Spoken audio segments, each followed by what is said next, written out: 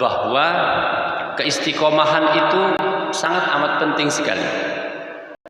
Ya. Ahabbul a'mal ilallahi adwamuha wa in qallah. Paling dicintainya amaliyah itu oleh Allah yaitu yang istiqomah. Wa in qallah, walaupun sebentar, wa in qallah, walaupun sedikit.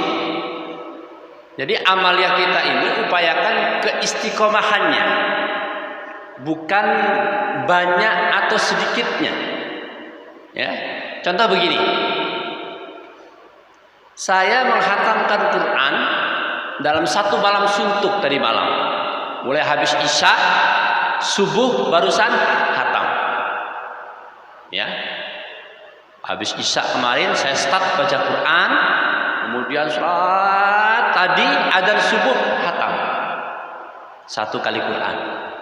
Tapi habis hatam tadi saya udah nggak buka-buka baca Quran lagi nih ceritanya.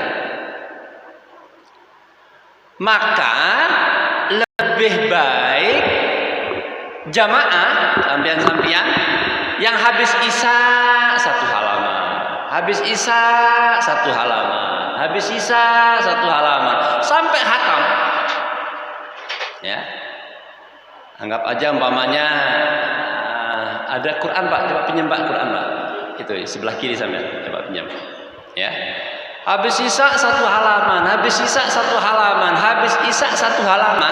Jadi kalau Al-Quran yang saya pegang ini, berarti dia akan butuh waktu 600 berapa ini?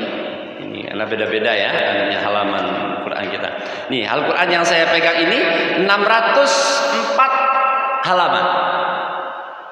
Jadi sampian baca Al-Quran sehari sehabis isya sehalaman, sehabis isya sehalaman, habis isya sehalaman, selama 604 hari, sama-sama satu kali hatam ini.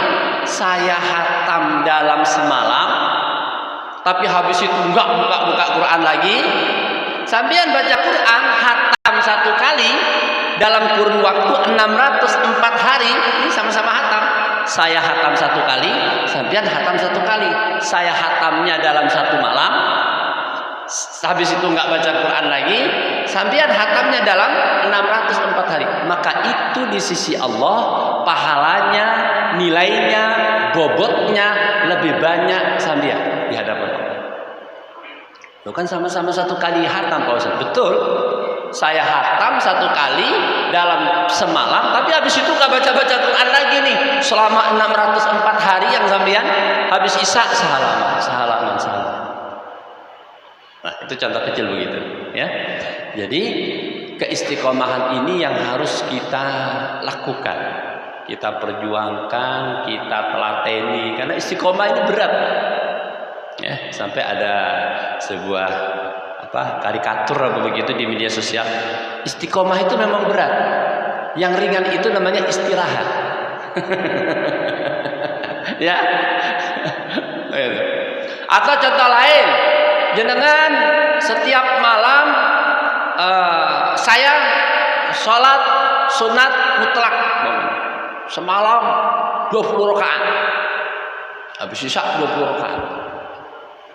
Ya. Tapi sampean melakukannya salat mutlak itu habis isya 2 rakaat, besok 2 rakaat, besok 2 rakaat, besok 2 rakaat, besok 2 rakaat. Selama 10 hari ke depan. Sama-sama 20 rakaat nih.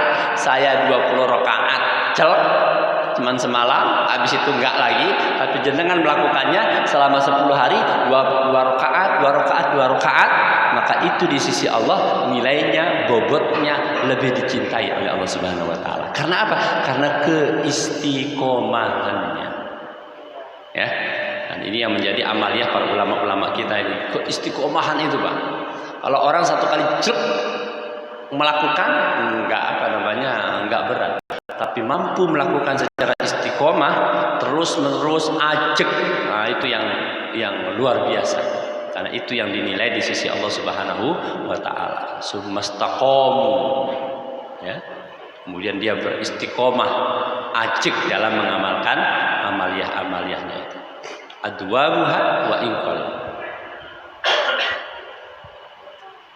Nah, silakan cari contoh-contoh lain dalam kehidupan kita sehari-hari. Bukan hanya masalah amalia, bukan hanya masalah wiridan, amalia, pekerjaan, hal-hal kebaikan apa saja, tapi istiqomah. Ya, saya menyapu di Masjid Al-Husna ini. Ya, nih habis sholat subuh ini saya nyapu di Masjid Al-Husna ini sendirian.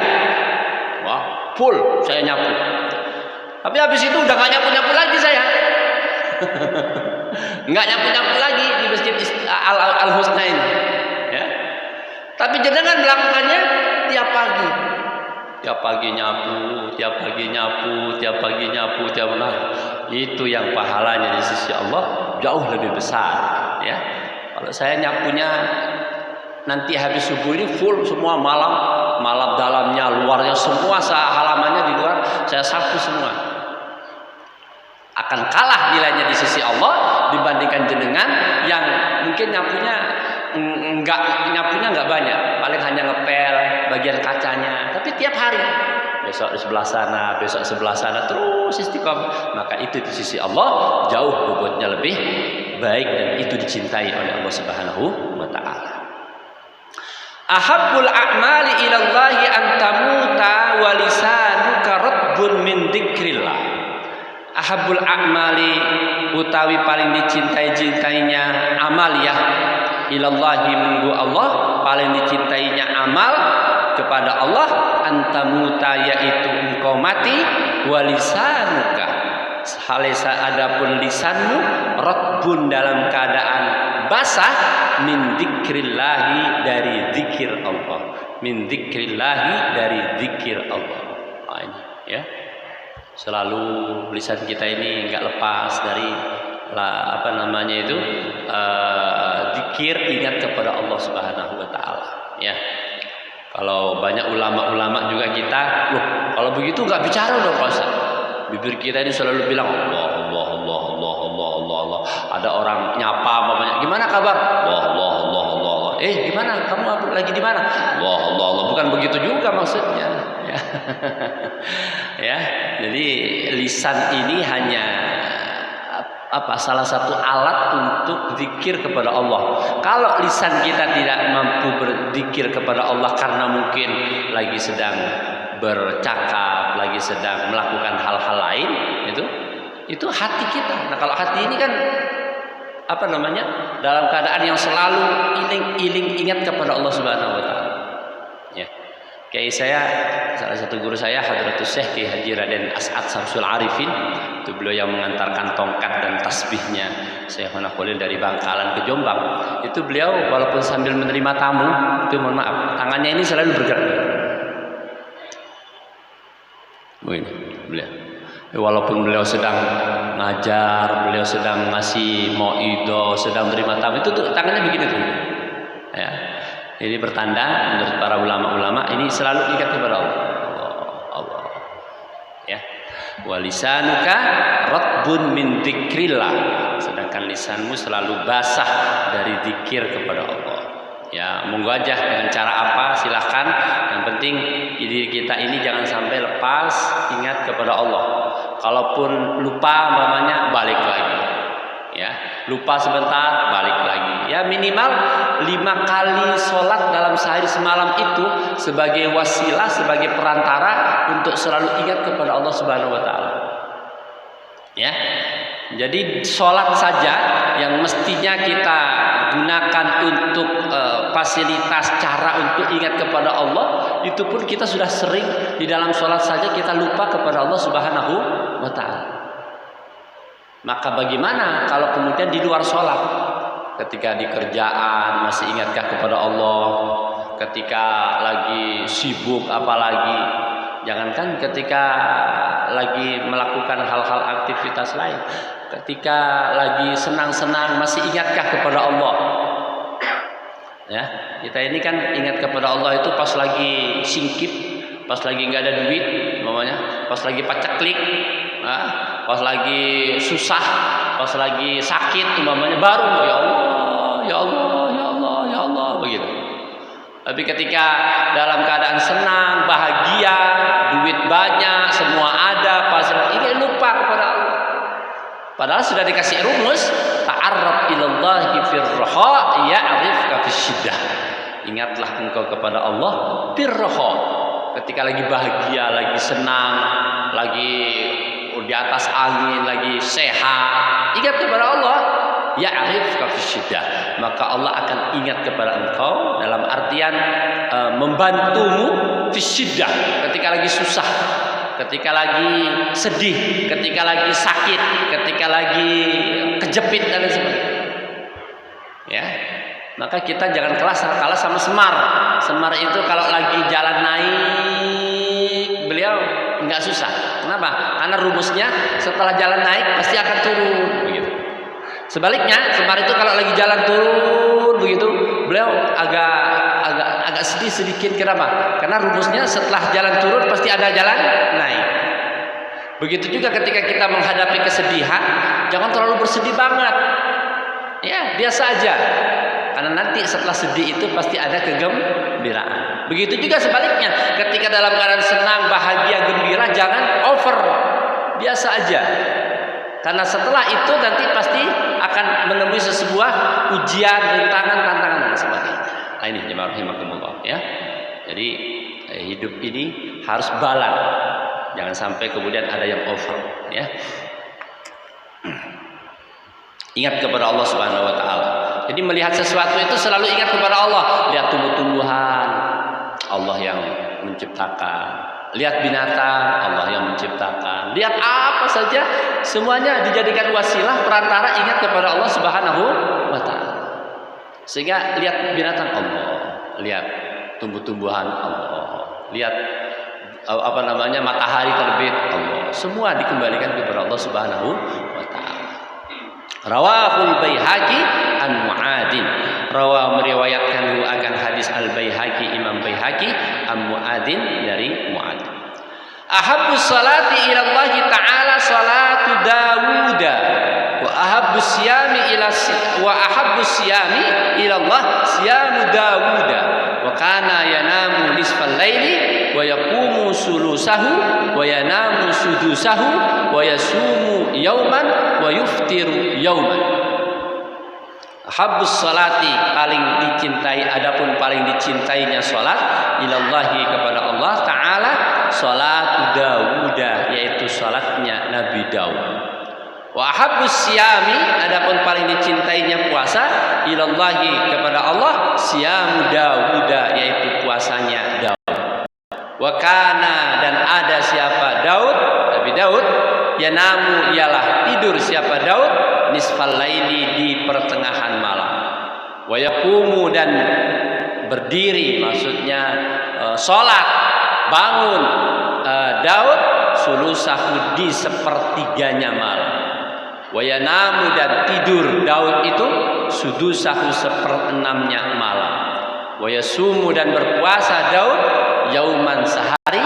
Wa yuftiru, dan berbuka Daud yauman, sehari.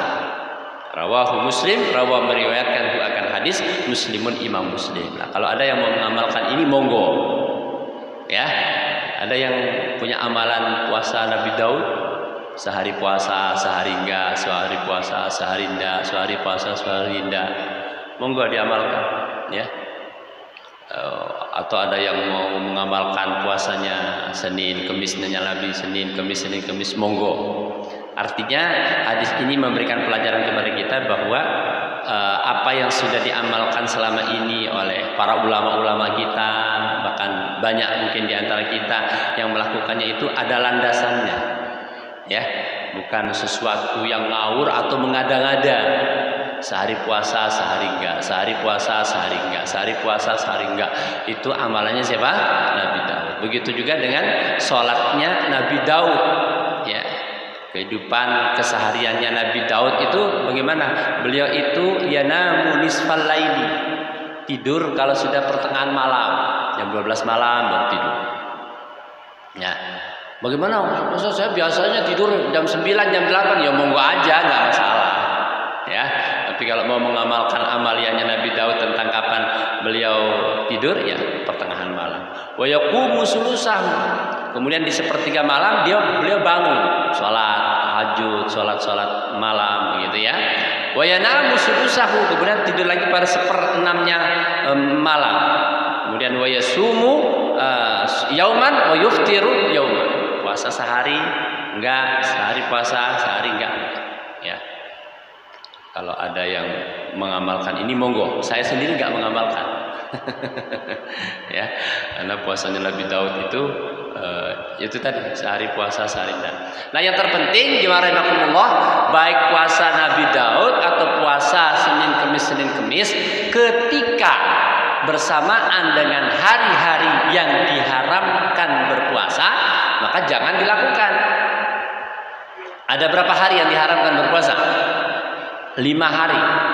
Ya, 1 tanggal 1 Syawal Idul Fitri, kemudian tanggal 10 Zulhijjah Idul Adha, kemudian tanggal 11, 12, 13 Zulhijjah ketika hari tasyrik. Ya, 5 hari ini aja yang diharamkan. Jadi kalau sampean punya amaliyah puasa Nabi Daud, sehari puasa, sehari enggak, sehari puasa, sehari enggak, atau punya amaliyah apa? Puasa Senin Kemis, ketika bersamaan dengan 5 hari ini, ya haram berpuasa. Ya, Senin Kemis biasa puasa, tapi Senin Kemis kok bertepatan dengan tanggal 11, 12, 13 Zulhijjah, ya haram berpuasanya, bukan malah dapat pahala. Ya. Termasuk ketika yang berpuasa sehari puasa sehari tidak, sehari puasa sehari tidak, mengikuti puasanya Nabi Daud, maka ketika tanggal 11, 12, 13 ini apa namanya? Libur, pray. Ya. Puasanya diliburkan di sini karena itu termasuk hari-hari yang diharamkan untuk berpuasa. Itu aja secara fikih yang harus diperhatikan. Terutama yang puasa Senin Kemis kadang-kadang entah lupa dari saking semangatnya, dari saking terbiasanya Senin Kemis, tapi Senin Kemisnya bertepatan dengan tanggal itu tadi ayyamit tasyrik 11, 12, 13 Zulhijjah, dia tetap berpuasa, maka tidak boleh ya. Bahkan bukan hanya tidak boleh, haram hukumnya ya. Karena itu termasuk hari-hari yang diharamkan untuk melakukan puasa ya. Rawahu Muslimun, meriwayatkan akan hadis Muslimun, Imam Muslim. Jadi hadis itu ada tingkatannya, kalau sudah rawahu Syaikhani itu berarti tingkatannya paling tinggi karena itu diriwayatkan oleh Imam Bukhari dan Imam Muslim. Di bawahnya lagi tingkatannya hadis yang diriwayatkan oleh Imam Bukhari, kemudian hadis yang diriwayatkan oleh Imam Muslim, terus begitu dan seterusnya ya. Ahabbul kalami ilallahi ayyaqul al-'abdu subhanallah wa bihamdi. Ahabbul kalami, adapun paling dicintainya ucapan, ilallahi, kepada Allah, ayyaqula, yaitu mengucapkan seseorang al-'abdu, seseorang hamba, kalimat ucapan yang paling dicintai kepada Allah adalah subhanallah wa bihamdi. Subhanallah wa bihamdi. Subhanallah wa bihamdi. Ya. Subhanallah bihamdi, subhanallah wa bihamdi. Itu. Bukan berarti kalam-kalam yang lain, lafaz-lafaz yang lain kemudian tidak dicintai. Nanti umpamanya menemukan sebuah keterangan hadis atau dalam sebuah kitab bahwa Abdul Dzikri, ada lagi Abdul Dzikri, paling utama-utamanya zikir itu fa'lam annahu la ilaha illallah, la ilaha illallah, la ilaha illallah. Monggo diamalkan.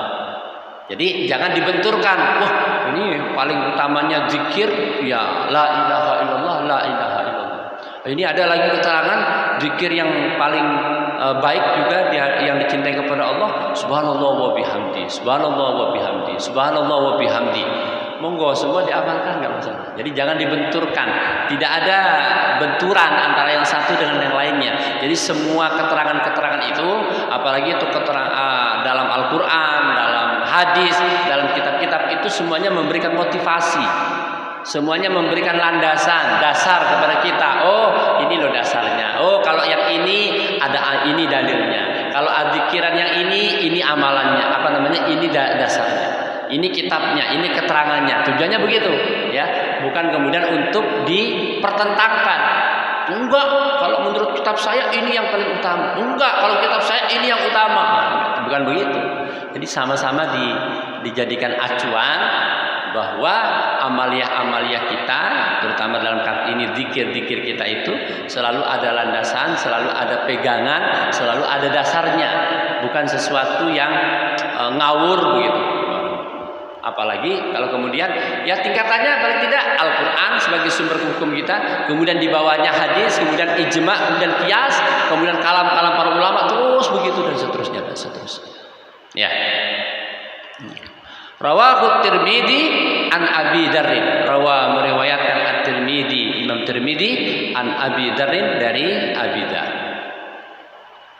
Ahibba lin-nasi ma tuhibbu li nafsika. Ahibba, cintailah linnasi kepada manusia, ma kepada sesuatu, ma seperti sesuatu, tuhibbu yang engkau cintai, linafsika untuk dirimu, linafsika untuk dirimu. Rawahul Bukhari, meriwayatkan akan hadis Al-Bukhari, Imam Bukhari. Nah, ini juga nasihat buat kita. Kalimatnya sedikit, tapi kandungan praktek dalam kehidupan sehari-harinya ini luas sekali. Cintailah sesuatu yang membuat dirimu dicintai. Ahib linnasi ma tuhibbu li nafsika.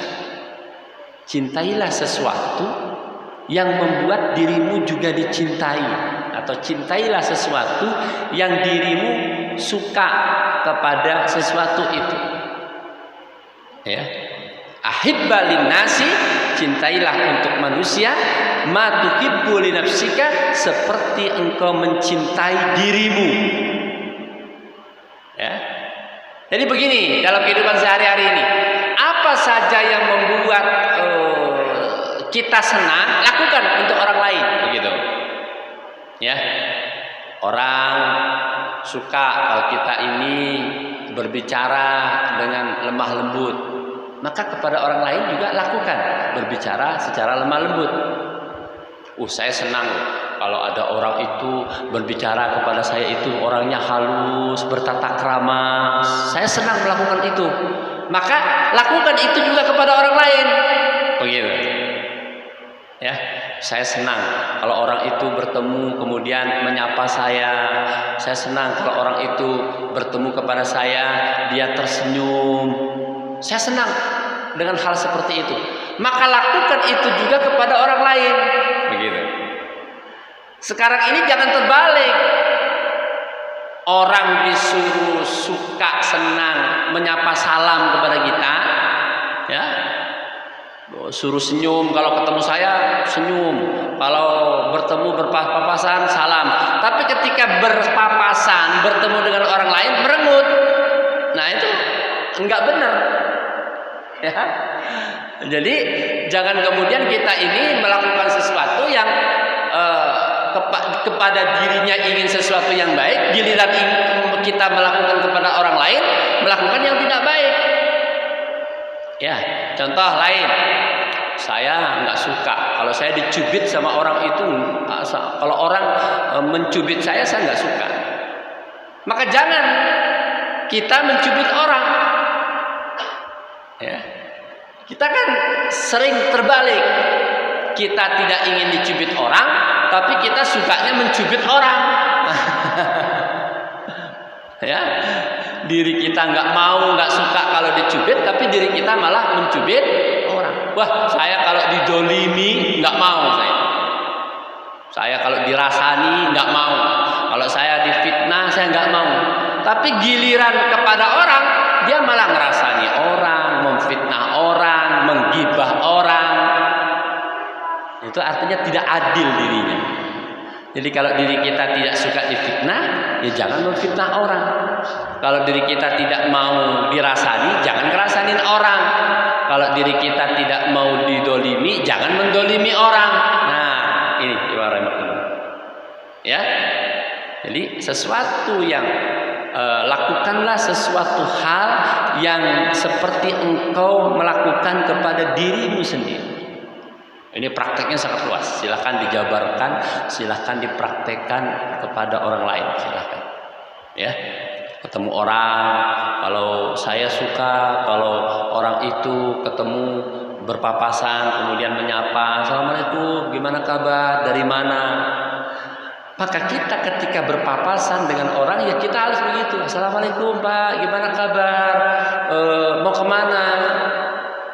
Ya, jangan melakukan sesuatu yang kepada diri kita inginnya yang baik, tapi giliran kepada orang kita melakukan sesuatu yang tidak baik. Nah, ini menjadi tabiat watak manusia biasanya. Untuk diri kita pinginnya orang itu menghormati kita, tapi giliran kita tidak mau menghormati orang lain. Jangan sampai terjadi, ya.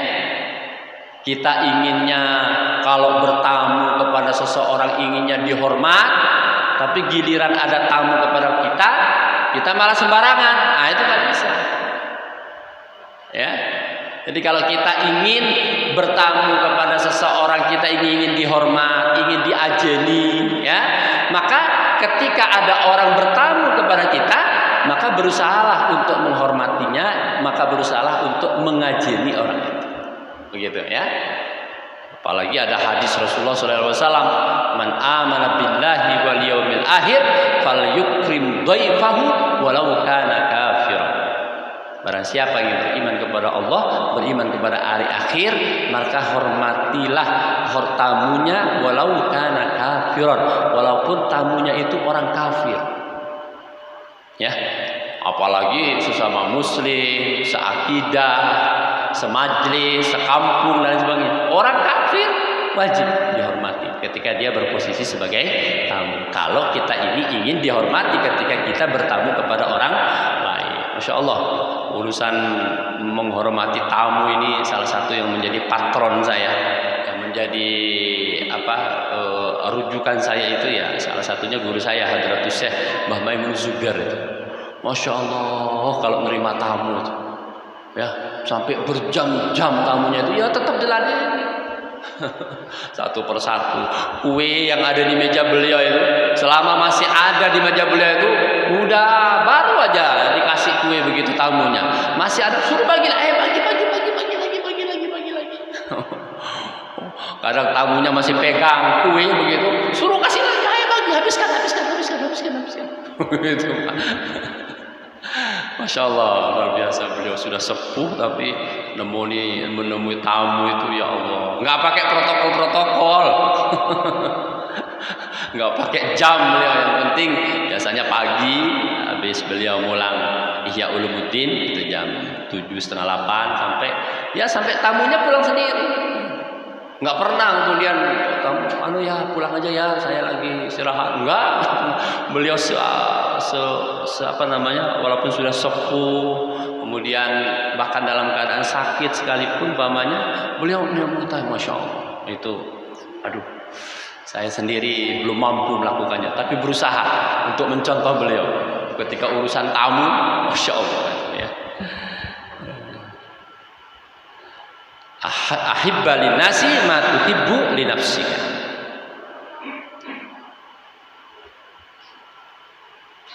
Rawahul Bukhari, meriwayatkan akan hadis Al-Bukhari, Imam Bukhari. Kalau tadi di atas ada rawahu Muslim, ya. Jadi Bukhari itu tingkatannya di atasnya riwayatnya Imam Muslim.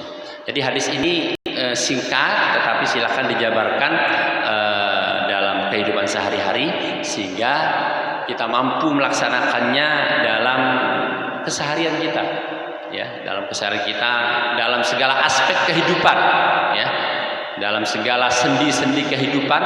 Ini salah satu nasihat dari Rasulullah SAW agar kita melakukan sesuatu yang ketika kita ingin diberikan penghormatan seperti itu, maka lakukanlah penghormatan itu kepada orang lain. Ahabbul kalami ilallahi ta'ala arba'un. Paling dicintainya kalam, ucapan kepada Allah, arba'un adalah 4. Subhanallah, walhamdulillah, wa la ilaha illallah, wallahu akbar. Ini sering kita amalkan, ya. Subhanallah, walhamdulillah, wa la ilaha illallah, wallahu akbar. Subhanallah, walhamdulillah, wa la ilaha illallah, wallahu akbar.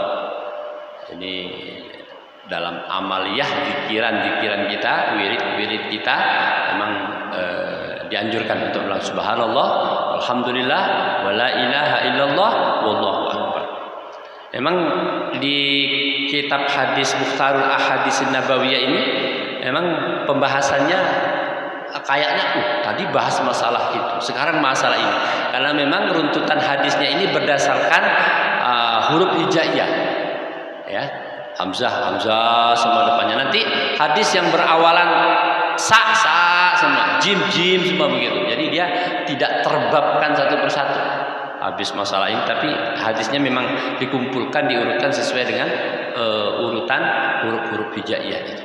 Wala yadurruka bi ayyihinna bada'ta. La yadurru, tidak membuat mudarat, tidak membahayakan kepadamu bi ayyihinna, dengan yang mana saja dari 4 tadi, bada'ta, engkau memulainya. Bada'ta, engkau memulainya. Artinya tidak ada masalah. Mestinya kan 4 kalimat ini kan subhanallah, walhamdulillah, wala ilaha illallah, Allahu akbar gitu. Tidak ada masalah. Kemudian kalau ada orang berzikir umpamanya dibalik, Allahu akbar, la ilaha illallah, subhanallah, walhamdulillah, tidak masalah. Ya. Atau sebaliknya umpamanya alhamdulillah, subhanallah, la ilaha illallah, Allahu akbar. Atau mungkin la ilaha illallah, Allahu akbar, subhanallah, walhamdulillah, enggak masalah. Ya. Jadi jangan kemudian protes. Itu biasanya subhanallah, walhamdulillah, wala ilaha illallah, Allahu akbar. Kemudian ada orang zikiran wiridan umpamanya la ilaha illallah, subhanallah, Allahu akbar, alhamdulillah, enggak masalah. Ya. Jadi tidak ada pakem, harus berurutan subhanallah, walhamdulillah, wala ilaha illallah, wallahu akbar. Tidak ada pakem seperti itu. Jadi ya, kalaupun maunya biasanya ya subhanallah, walhamdulillah, wala ilaha illallah, wallahu akbar. Biasa begitu ya monggo. Subhanallah, walhamdulillah, wala ilaha illallah, wallahu akbar. Yang biasa begitu ya monggo. Tapi kalau ada orang tidak urut lafadznya seperti itu, enggak masalah. Begitu ya. La yadurruka bi ayyihinna bada'ta. Tidak masalah dengan kalimat yang mana saja engkau memulainya. Rawahu Ahmad an Sumrah bin Jundub. Rawa meriwayatkan akan hadis Imam Ahmad an Sumrah, dari Sumrah bin Jundub.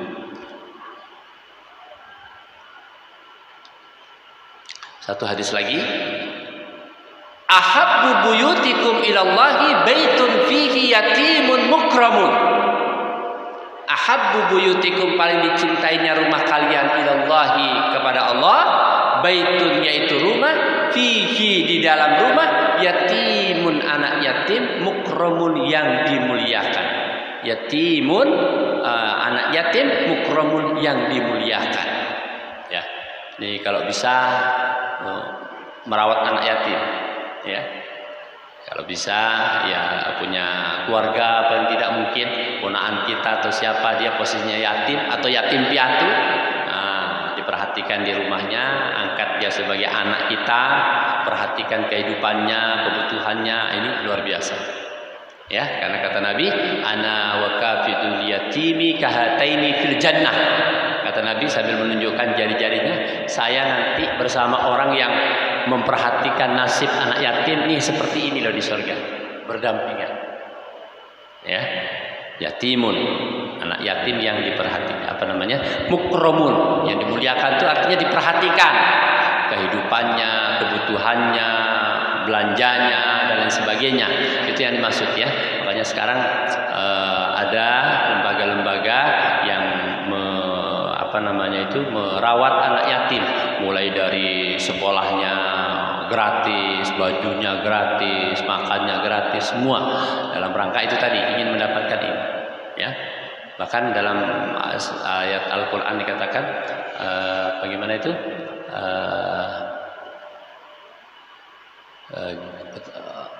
jangan engkau menghardik amal yatima fala takhar, kepada anak yatim jangan menggertak. Ya, jadi kalau kita tidak bisa membantu ya jangan sampai kemudian dianiaya, karena itu salah satu yang dititipkan oleh Nabi Muhammad SAW kepada kita, yang untuk diperhatikan nasibnya. keberlangsungannya, kehidupannya dan sebagainya. Ahabbu buyutikum ilallah baitun fihi yatimun mukramun. Bahkan banyak orang-orang yang sengaja mencari anak yatim untuk diperhatikan kehidupannya, di rumahnya dibiayai, semuanya ditanggung, sekolahnya, SPP-nya dan sebagainya. Ya, mudah-mudahan manfaat berkah pembahasan kita pagi hari ini. Rawahul Baihaqi an Umar, meriwayatkan akan hadis Al Baihaqi, Imam Baihaqi an Umar dari Sayyidina Umar. Silakan kalau ada pertanyaan terkait dengan materi kita pagi hari ini, monggo sebelum kita tutup. Ada? Oh, kelewatan yang mana ya? Nah? Depannya apa itu dia? Oh iya. Ihfad, oh iya ada kelewatan satu hadis ya. Ihfad widda abika la taqtahu fayudfi'ullahu nuraka. Ihfad, peliharalah widda abika, sesuatu yang dicintai oleh ayahmu, la taqta, jangan engkau putus hu akan widda abika fayudfi'ullahu nuraka, maka memadamkan Allah nuraka akan cahayamu. Artinya apa yang menjadi peninggalan atau hal-hal yang dicintai oleh ayahmu, maka lakukan itu, teruskan begitu ya. Apa saja yang pernah dilakukan oleh ayahmu, silaturahmi atau apa saja yang dicintai oleh ayahmu, jangan sampai la taqtahu, jangan engkau putus itu ya. Baik dari sisi amaliyah atau sisi silaturahmi atau apa saja yang pernah dilakukan oleh ayah kita, maka lanjutkan itu, teruskan itu, jangan sampai terputus ya. Ayah kita umpamanya suka silaturahmi dengan para kiai, para habaib, nah kita sebagai anaknya, generasi penerusnya, lakukan itu. Jangan sampai wah ayahnya suka silaturahmi, anaknya malah suka silaturahmi. Ayahnya suka berjamaah, anaknya enggak. Ayahnya suka ngaji, kuliah subuh, anaknya enggak, yang begitu. Jadi kita harus bisa meneruskan apa yang menjadi peninggalan, apa yang menjadi teladan ayah kita ya. Kalau sampai kemudian kita tidak bisa meneruskan apa yang menjadi teladan, peninggalan orang tua, yudfayudfiullahu nuraka, Allah akan menghilangkan cahaya ya. Cahaya itu maksudnya apa? Cahaya itu kan tempat untuk kita selalu mendapatkan sesuatu penerangan. Bisa jadi mungkin kurang bahagia, bisa jadi mungkin kita kurang kurang adem dalam kehidupan. Jadi kalau pingin adem, pingin langgeng, pingin bahagia, salah satu kuncinya apa? Mampu meneruskan hal-hal kebaikan yang dilakukan oleh ayah kita ya. Baik, terima kasih. Ada lagi yang lain, silakan. Monggo. Nggak ada, cukup ya. Mudah-mudahan manfaat berkah, mudah-mudahan kita diberikan keistiqomahan dalam segala hal, dalam segala kebaikan kita. Sebelum saya tutup, siapa tahu ada jamaah di sini yang punya tetangga atau punya keluarga atau punya kenalan yang dia statusnya yatim piatu. Saya di rumah, mudah-mudahan di bulan Februari ini akan membuka Baitul Yatama untuk anak-anak yatim ya. Jadi pendidikannya digratiskan, semuanya digratiskan. Siapa tahu saya prioritaskan untuk yang dimana basis-basis jamaah saya, sehingga kita bisa memperhatikan itu agar mereka mendapatkan hak yang sama seperti halnya orang-orang lain ya. Mohon informasinya nanti bisa disampaikan sama saya Pak Ustadz ya. Baik, demikian yang bisa kami sampaikan. Bismillahirrahmanirrahim. Allahumma inna nastaudiuka ma 'allamtana wa lakina biha idza nasinahu waruddahu alaina inda hajatina bi rahmatika ya arhamar rahimin. Rabbana atina fid dunya hasanah wa fil akhirati hasanah hasanah wa qina adzabannar. Subhana rabbika rabbil izzati amma yasifun, salamun alal mursalin walhamdulillahi rabbil alamin. Kurang lebihnya mohon maaf. Wallahul muwaffiq ila aqwamit thoriq. Wassalamualaikum warahmatullahi wabarakatuh.